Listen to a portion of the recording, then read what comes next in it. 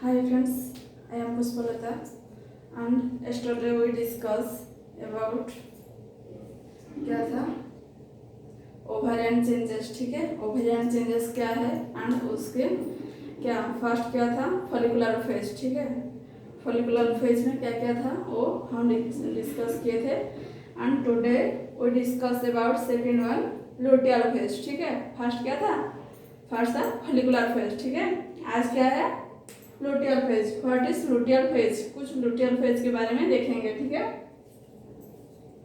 Luteal phase क्या है, ये क्या है कांस्टेंट फेज। कांस्टेंट फेज क्या है 14 डेज। ठीक है, उसके बारे में जो हम लिखे थे क्या फॉलिकुलर फेज में कॉर्पस लुटियम कन्वर्ट हुआ था। वो जो कॉर्पस लुटियम क्या हो गया, corpus luteum estrogen progesterone hormone निकलता है। ठीक है, और उसके बाद क्या होता है यूटेराइन कॉन्ट्रैक्शन को प्रिवेंट करता है ये हार्मोन। ठीक है, देन ये जो कॉर्पस लुटियम क्या होता है, इसका फ्यूचर क्या है। ठीक है, तो first future of corpus luteum. ठीक है, कॉर्पस लुटियम का दो फ्यूचर होता है। फर्स्ट क्या फर्टिलाइजेशन प्रेजेंट होता है, अगर फर्टिलाइजेशन क्या एब्सेंट होता है। ठीक है, तो फर्टिलाइजेशन प्रेजेंट में क्या होता है कॉर्पस लुटियम अगर एब्सेंट होता है तो कॉर्पस लुटियम मेंस्ट्रुअलिस हो जाता है। देन क्या कॉर्पस लुटियम अल्बिकेंस के कन्वर्ट हो जाता है। ठीक है, उसके बाद क्या होता है डिसअपियर 28 डेज, और 28 डेज में डिसअपियर हो जाता है। उसके बाद हमारा जैसे साइकिल होता है वैसे हो जाता है। ठीक है, अगर फर्टिलाइजेशन एब्सेंट है तो, अगर फर्टिलाइजेशन प्रेजेंट होता है तो क्या होगा कॉर्पस लुटियम भैरम हो जाता है। भैरम हो जाने के बाद हमारा प्लासेंटा डेवलप होता है विद इन क्या 3 मंथ। ठीक है, ये हो गया लुटियल फेज। देन आ गया क्या सेकेंड यूटेराइन चेंजेस। फर्स्ट क्या था ओवेरियन चेंजेस था, ये था ओवेरियन चेंजेस का। ठीक है, अब देखते हैं यूटेराइन चेंजेस। यूटेराइन चेंजेस में कुछ चेंजेस आता है क्या, फर्स्ट है क्या ब्लीडिंग फेज। ठीक है, ब्लीडिंग फेज में क्या होता है, ब्लीडिंग फेज को और क्या बोलते हैं काटामानिया। ठीक है, काटामानिया ब्लीडिंग फेज कितने दिन 1 to 5 डेज। ठीक है, ब्लीडिंग फेज क्या है 1 to 5 डेज। देन क्या होता है कॉर्पस लुटियम यहाँ पे डिसअपियर हो जाता है। ठीक है, कॉर्पस लुटियम डिसअपियर हो जाता है। अगर डिसअपियर हो जाता है तो क्या होगा एस्ट्रोजन और प्रोजेस्टेरोन हार्मोन भी डिक्रीज हो जाता है। ठीक है, डिक्रीज हो जाने के बाद क्या होता है भासोडाइलेशन। भासोडाइलेशन क्या डायलेटेशन ऑफ ब्लड वेसल। ठीक है, ब्लड वेसल को डायलेटेशन करता है। उसके बाद क्या होता है कि यूटेराइन आर्टरी भासो कॉन्स्ट्रिक्शन हो जाता है। ठीक है, अगर कॉन्स्ट्रिक्शन हो जाता है तो कुछ प्रॉब्लम्स दिखाई देता है क्या हाइपोक्सिया हो जाता है यानी और इस्टेमिया। ठीक है, कुछ दिखा है कुछ डिजीज। हाइपोक्सिया क्या है एब्सेंस ऑफ एनफ ऑक्सीजन, जितना ऑक्सीजन होता है कुछ कमी रह जाती है। ठीक है, और इस्टेमिया क्या है डिक्रीज इन ब्लड सप्लाई, जैसे ब्लड सप्लाई होता है कुछ डिक्रीज हो जाता है। ठीक है, इसको बोलते हैं क्या इस्टेमिया। अगर यूटेराइन आर्टरी भास्कुलर कॉन्स्ट्रिक्शन हो जाता है उसके बाद हमारा क्या दिखाई देता है कुछ हाइपोक्सिया और इस्टेमिया, ऐसे बॉडी में कुछ चेंजेस आता है। ठीक है, तो क्या होता है अगर हाइपोक्सिया होता है तो एंडोमेट्रियल सेल डेड हो जाता है। ठीक है, अगर एंडोमेट्रियल सेल डेड हो जाता है तो क्या होगा ब्लीडिंग स्टार्ट हो जाता है। ठीक है, कौन सा फेज में ब्लीडिंग फेज। ठीक है, ब्लीडिंग फेज में ब्लीडिंग स्टार्ट हो जाता है। उसके बाद इसको क्या बोलते हैं जब ब्लीडिंग स्टार्ट होता है तो इसको क्या बोलते हैं हेमाटोमेट्रा। ठीक है, हेमाटोमेट्रा। हेमाटोमेट्रा क्या करता है जो यूटेरस ब्लड कवर, यूटेरस में ब्लड कवर हो जाता है। ठीक है, उसके बाद ब्लड कवर हो जाने के बाद क्या होता है सेंसेशन हाइपोथैलेमस, क्या हमें दिखाई देता है हाइपोथैलेमस। हाइपोथैलेमस कन्वर्ट होता है एंटीरियर पिट्यूटरी। देन उससे क्या आता है ऑक्सीटोसिन। ठीक है, ऑक्सीटोसिन का काम क्या है ये यूटेरस को कंट्रैक्शन करता है। ठीक है, यूटेरस को कंट्रैक्शन करता है तो हमें क्या दिखाई देगा visible manifestation of menstrual blood, तो हमको दिखाई देगा कुछ मैनिफेस्टेशन क्या हमारा मेंस्ट्रुअल ब्लड। ठीक है, दिखाई देगा। तो नॉर्मली एंडोमेट्रियम थिकनेस कितना है 5 to 6 mm। ठीक है, और ये जो ब्लीडिंग फेज हुआ, ब्लीडिंग फेज एंड में कितना होता है एंडोमेट्रियम थिकनेस 1 mm, ठीक है। ये हो गया क्या हमारा यूटेराइन चेंजेस का ब्लीडिंग फेज। सेकेंड वन क्या हम देखते हैं, सेकेंड में क्या फेज आता है।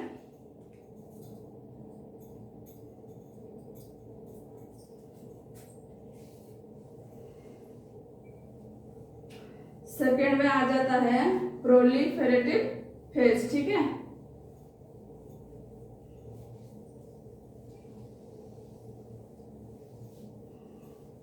प्रोलिफेरेटिव क्या है, प्रोलिफेरेटिव फेज कितने दिन, फर्स्ट ब्लीडिंग फेज कितने दिन था 1 to 5 days, ठीक है।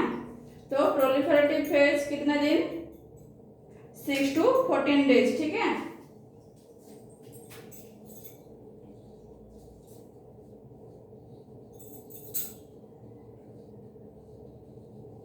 प्रोलिफेरेटिव फेज ये कितना दिन होता है 6 to 14 days, ठीक है। 6 to 14 days। और इसका काम क्या है, ये एस्ट्रोजन हार्मोन को इंक्रीज करता है, ठीक है। एस्ट्रोजन हार्मोन इंक्रीज हो जाता है, ठीक है। अगर एस्ट्रोजन हार्मोन इंक्रीज हो जाता है तो क्या होगा, हमें क्या दिखाई देगा हाइपरप्लासिया, ठीक है। हाइपरप्लासिया, तो हाइपरप्लासिया क्या है इंक्रीज नंबर ऑफ सेल।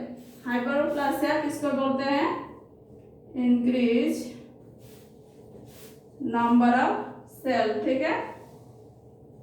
ये हो गया क्या प्रोलिफेरेटिव फेज, ठीक है। तो यहाँ पे हमारा एंडोमेट्रियल थिकनेस कितना हो जाएगा, प्रोलिफेरेटिव फेज में एंडोमेट्रियम थिकनेस 2 to 3 mm, ठीक है। ब्लीडिंग फेज में कितना था 1 mm था, ठीक है। उसके बाद ये हो गया प्रोलिफेरेटिव फेज। प्रोलिफेरेटिव फेज में एंडोमेट्रियम थिकनेस कितना होता है 2 to 3 mm, ठीक है। ये हो गया क्या हमारा प्रोलिफेरेटिव फेज, ठीक है। तो थर्ड में क्या आता है, थर्ड में आता है हमारा सिक्रेटरी फेज और रिपेरेटरी फेज।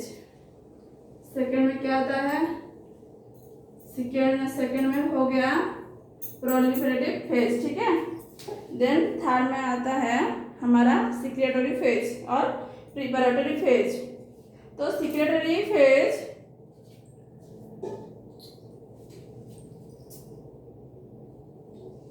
थर्ड में क्या आता है,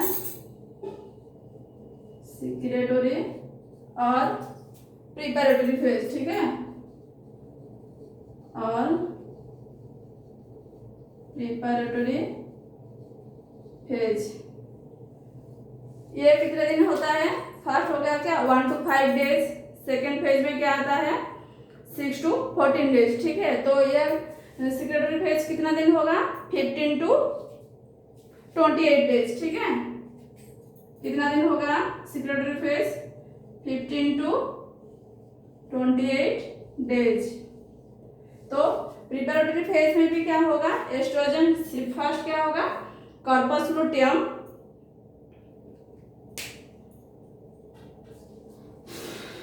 सिक्रेटरी फेज में क्या होता है जो कॉर्पस लुटियम है वो फॉर्मेशन होगा। सिक्रेटरी फेज में कॉर्पस लुटियम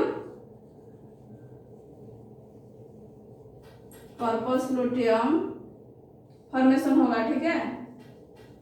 कॉर्पस लुटियम क्या होता है फॉर्मेशन होता है, ठीक है। उसके बाद क्या होगा हमारा जो एस्ट्रोजन हार्मोन निकलेगा, कन्वर्ट क्या होगा एस्ट्रोजन हार्मोन आता है, ठीक है। ये जो एस्ट्रोजन हार्मोन आने के बाद क्या होगा हमारा हाइपरप्लासिया। हाइपरप्लासिया क्या है, ये इंक्रीज नंबर ऑफ सेल, ठीक है।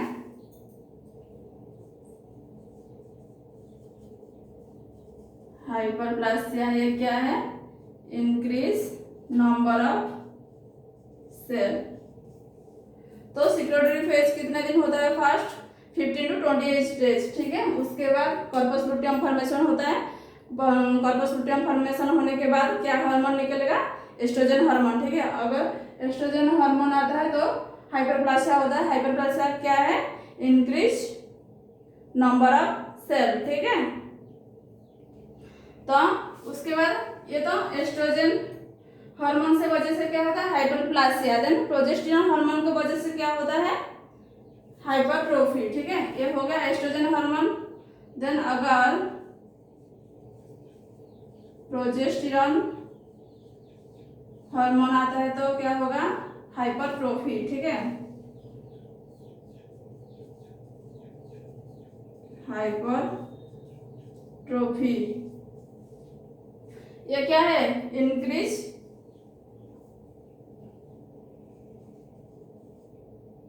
Number of size. ये क्या है?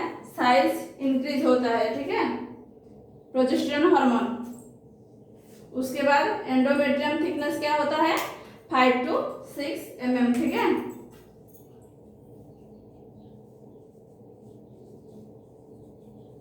एंडोमेट्रियम थिकनेस कितना होता है? 5 to 6 mm। तो ब्लीडिंग फेज में एंडोमेट्रियम का थिकनेस कितना होता है? 1 mm होता है। सेकेंड होता है प्रोलिफरेटिव फेज में एंडोमेट्रियम थिकनेस कितना होता है? 2 to 3 mm, ठीक है। उसके बाद थर्ड में आता है सिक्रेटरी फेज में एंडोमेट्रियम थिकनेस कितना होता है? 5 to 6 mm, ठीक है। ये हो गया हमारा कंप्लीटली मेंस्ट्रुअल साइकिल, ठीक है। ये तो हो गया मेंस्ट्रुअल साइकिल। उसके बारे में हम देखेंगे क्या कुछ इसका डिजीज के बारे में नेक्स्ट क्लास में देखेंगे, ठीक है। आज के लिए इतना ही।